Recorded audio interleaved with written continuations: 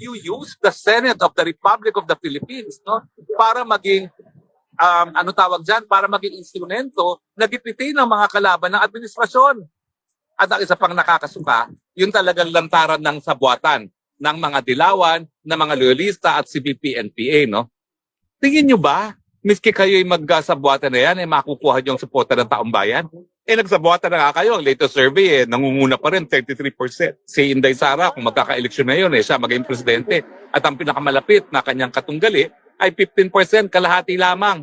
Yung tulpo nga, wala na no? Naglao na parang bula, no?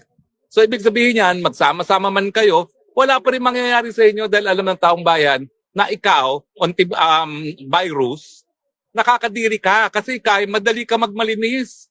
Hanggang ngayon, di mo naman sinasabi bakit bigla ka nanalo nung ikaw ay naging director ng PhilHealth at ang katutak na advertisement ang ginamit ng PhilHealth sa mga panahon na yon.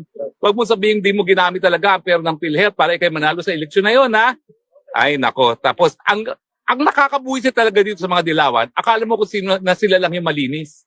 Pero, ang dami naman nilang putik sa mga mukha. O kita mo itong gawain to.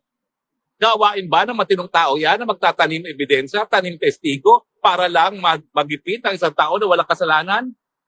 O tapos akala mo kung sinong kami lang ang malinis sa bayan nito, kami lang ang dapat maglingkod. Kaya na to turn off ang taong bayan sa inyo.